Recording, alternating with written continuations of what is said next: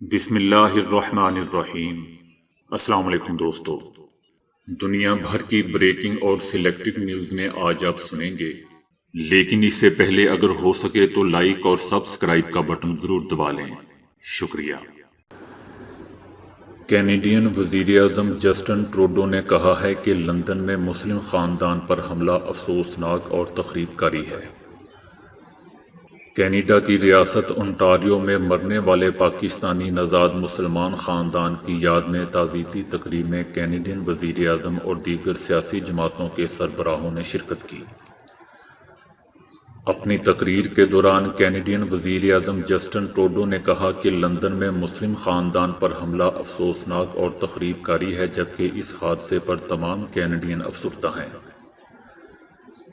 انہوں نے مزید کہا کہ اس حملے میں زندہ بچ جانے والے بچے کے ساتھ پورا کینیڈا کھڑا ہے۔ دوسری جانب کینیڈا کی اپوزیشن جماعتوں نے مسلم خاندان پر حملے کی شدید مذمت کی۔ اپوزیشن جماعتوں کے سربراہان نے السلام علیکم سے اپنی اپنی تقاریر کا آغاز کیا۔ فیڈرل پارٹی کے لیڈر جگمیت سنگھ نے اظہار خیال کرتے ہوئے کہا کہ حجاب پہننے والے اور پگڑی پہننے والے نفرت کرنے والوں کو جیتنے نہیں دیں گے۔ ہمیں ایکشن نظر آنا چاہیے، جبکہ مزید مسلمانوں کی جانیں ضائع نہیں ہونے دیں گے۔ دکھ کی اس گھڑی میں تمام مسلمانوں کے ساتھ ہیں، جبکہ انٹاریو میں پیش آنے والے واقعہ کو الفاظ میں بیان کرنا مشکل ہے۔ اسرائیلی پارلیمنٹ کے اسپیکر نے ملک میں نئی حکومت کے انتخاب کے لیے اتوار کو ووٹنگ کرانے کا اعلان کیا ہے۔ اسرائیل میں وزیر اعظم نیتن یاہو کا 12 سالہ ظالمانہ دور ممکنہ طور پر 13 جون کو ختم ہو جائے گا۔ اس روز پارلیمنٹ میں نئی حکومت کی تشکیل کے لیے ووٹنگ ہوگی۔ اسپیکر پارلیمنٹ یاروف لیبن نے اعلان کیا کہ اتوار کے روز ہونے والے خصوصی اجلاس میں نئی حکومت کی تشکیل کے لیے ووٹنگ ہوگی۔ اس لیے تمام ارکان اپنی حاضری کو یقینی بنائیں۔ اگر دائیں اور بائیں بازو کی جماعتیں اور عقل جماعت کا اتحاد ووٹ آف کانفیڈنس حاصل کرنے میں کامیاب ہو جاتا ہے تو اسی دن نئی حکومت حلف اٹھا لے گی اور نفتالی نئے وزیر اعظم بن جائیں گے اور نیتن یاہو پرانے یا سابقہ ہو جائیں گے۔ دوستو، یاد رہے کہ اسرائیل میں گزشتہ 2 برسوں میں 4 بار الیکشن ہو چکے ہیں اور ہر بار نیتن یاہو کی جماعت سب سے زیادہ ووٹ لینے میں تو کامیاب ہو جاتی تھی، لیکن حکومت بنانے کے لیے درکار اکثریت ثابت نہیں کر پاتی تھی۔ چائنا میں آبادی کو کنٹرول کرنے والی پالیسیوں کے باعث ایک اور مسلم اور دیگر اقلیتوں میں 20 برسوں میں 26 سے 45 لاکھ تک بچے کم پیدا ہو سکتے ہیں۔ یہ بات ایک جرمن محقق کی رپورٹ میں بتائی گئی ہے۔ یہ تحقیق ایک ایسے وقت میں سامنے آئی ہے جب کچھ مغربی ممالک تحقیقات کا مطالبہ کر رہے ہیں کہ آیا سنکیانگ میں چین کی مسلمانوں پر کارروائی نسل کشی کہلائی جا سکتی ہے یا نہیں۔ یہ تحقیق ایک اور آبادی کے لیے چینی حکومت کی طویل مدتی منصوبہ بندی کے پیچھے نیت کی عکاسی کرتی ہے۔ چینی حکومت کی پالیسیوں سے سنکیانگ میں ہان چینی افراد کی تعداد موجودہ 8.4% سے 25% تک بڑھ سکتی ہے۔ رپورٹ میں کہنا ہے کہ یہ ہدف صرف اس وقت حاصل ہو سکتا ہے جب وہ یہ کرتے رہیں جو وہ کر رہے ہیں، یعنی ایغور کی شرح پیدائش کو کم کرنا۔ دوسری طرف چائنا کی جانب سے کہا گیا ہے کہ نسلی اقلیتوں کی تعداد میں کمی کی وجہ کچھ اور ہے، جس میں ترقیاتی عناصر بھی شامل ہیں، مثلاً بہبود آبادی کی سہولیات تک رسائی وغیرہ۔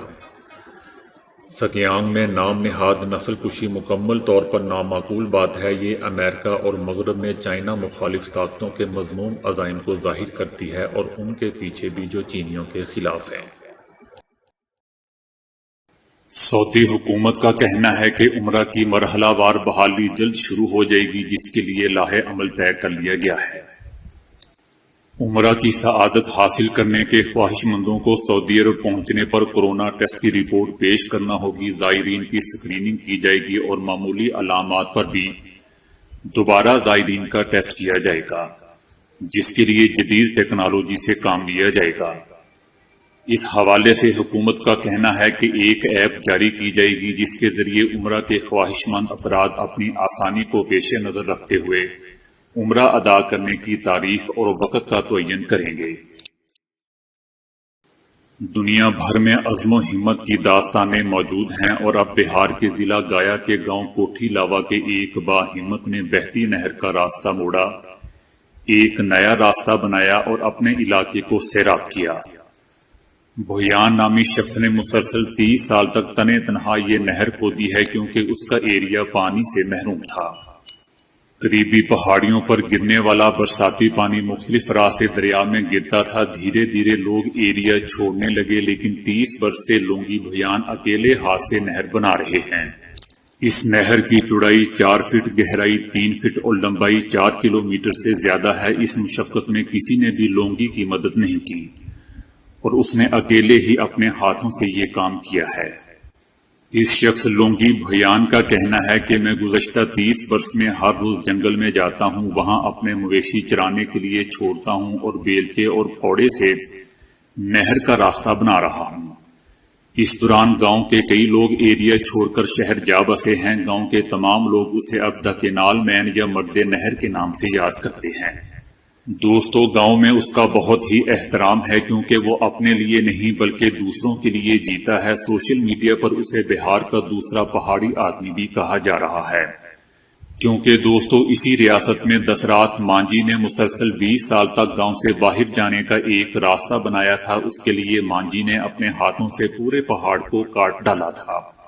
بتایا جا رہا ہے کہ بھارتی ارب پتی صنعتکار آنند مہیندر نے اپنی فیکٹری کا نیا ٹریکٹر بھی لونگی بھویان کو تحفے میں دیا ہے، جبکہ دوسری جانب لوگ بھارتی حکومت پر لوگوں کے مسائل حل نہ کرنے پر بھی شدید تنقید کر رہے ہیں۔ امریکی سفارت خانہ ایک مرتبہ پھر افغان شہریوں کے لیے خصوصی ویزا سروس بحال کر رہا ہے۔ یہ سہولت صرف ان افغان شہریوں کو حاصل ہے جو افغانستان میں تعینات امریکی آرمی یا پھر وہاں پر قائم امریکی سرکاری اداروں کے لیے کام کریں گے۔ امریکی حکومت یا آرمی کے ساتھ کام کرنے والے افغان شہریوں کو اکثر طالبان کی جانب سے دھمکیوں کا سامنا رہتا ہے۔ امریکی اہلکاروں کے ساتھ کام کرنے والے 2 افغانوں کا کہنا تھا کہ انہیں دھمکی آمیز فون کالز موصول ہوئی تھی جس کے بعد انہیں اپنا گھر تبدیل کرنا پڑا تھا۔ اب امریکہ نے ایسے لوگوں کو ویزے دینا شروع کر دیے ہیں۔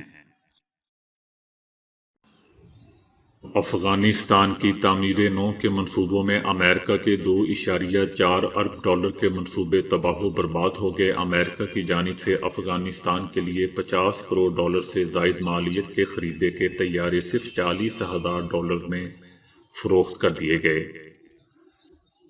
امریکی ادارے special inspector general of Afghan reconstruction کی تازہ ترین رپورٹ میں انکشاف کیا گیا ہے کہ افغانستان کی آرمی کے لیے $50 کروڑ سے زائد مالیت کے خریدے گئے 20 میں سے 16 ٹرانسپورٹ طیارے صرف چند سال میں ہی ناکارہ قرار دے کر صرف $40,000 میں فروخت کر دیے گئے۔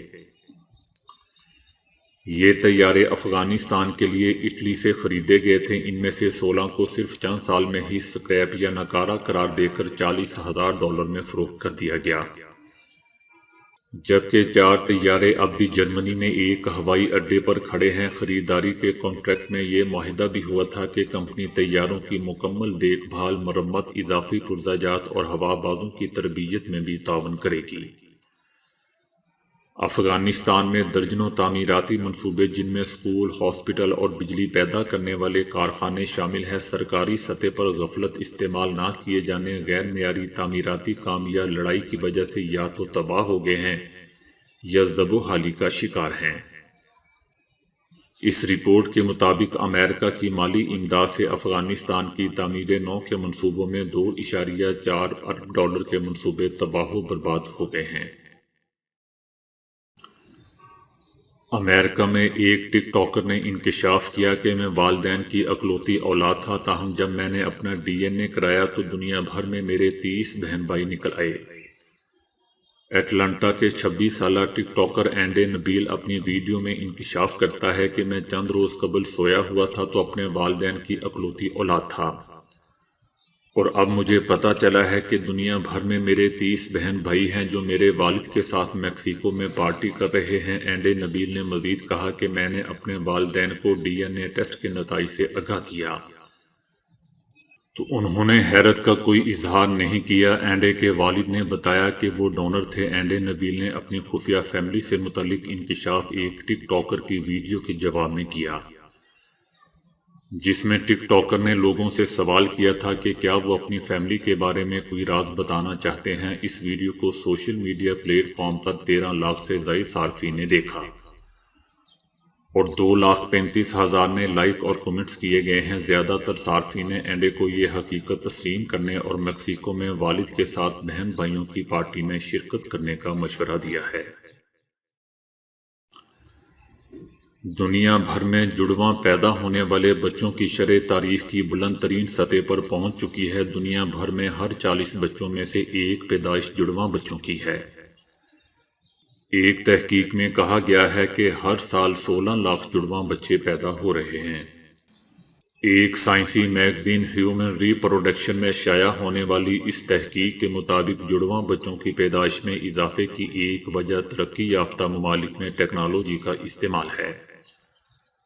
ٹیکنالوجی ART کے استعمال میں زیادہ سے زیادہ اضافہ دیکھنے میں آیا ہے۔ برطانیہ کی آکسفورڈ یونیورسٹی کی پروفیسر کرسچین مورڈین نے بتایا ہے کہ دنیا بھر میں 20ویں صدی کے وسط سے اب تک جڑواں بچوں کی شرح پیدائش سب سے زیادہ ہے۔ اس تحقیق کے نتائج 135 ممالک سے حاصل کیے جانے والے اعداد و شمار پر مبنی ہے۔ رپورٹ میں بتایا گیا ہے کہ جڑواں بچوں کی پیدائش کی شرح افریقہ میں سب سے زیادہ ہے۔ غریب ممالک میں جڑواں بچوں کی پیدائش میں اضافہ محققین کے لیے باعث تشویش ہے۔ ان کے خیال میں کم آمدنی والے ممالک میں پیدا ہونے والے جڑواں بچوں پر زیادہ توجہ دینے کی ضرورت ہے۔ تو دوستو، آج کے لیے اتنا ہی۔ ویڈیو کو لائک اور شیئر کرنے کا بہت بہت شکریہ۔